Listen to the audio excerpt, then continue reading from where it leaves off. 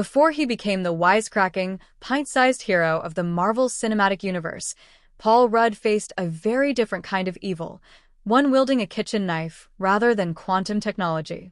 Nearly 30 years ago, long before he suited up as Ant-Man, Rudd starred in Halloween: The Curse of Michael Myers, 1995, one of the most divisive and bizarre entries in the Halloween franchise. Though the film was panned by critics and nearly derailed his early career, it also marked a strange stepping stone on the path to stardom for one of Hollywood's most enduringly likable actors. The forgotten victim of Haddonfield. In The Curse of Michael Myers, Rudd took on the role of Tommy Doyle, the same boy Laurie Strode babysat in John Carpenter's 1978 horror classic. Now grown up and obsessed with Michael Myers, Tommy is portrayed as a damaged soul determined to end the killer's reign of terror once and for all.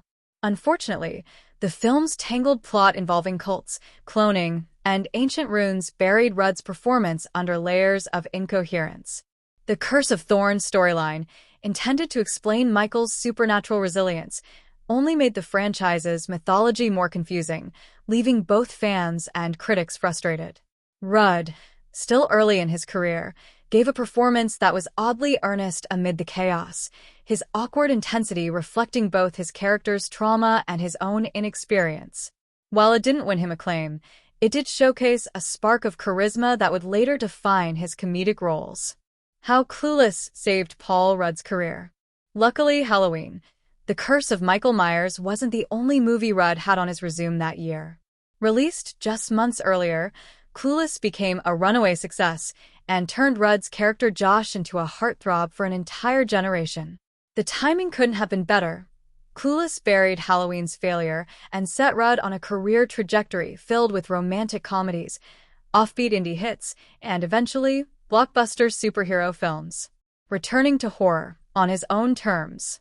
3 decades later, Rudd's return to the horror genre feels more confident and self-aware.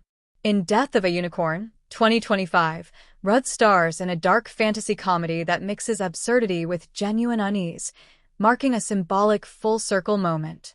Later this year, he'll share the screen with Jack Black in Anaconda, a horror comedy homage promising both laughs and scares.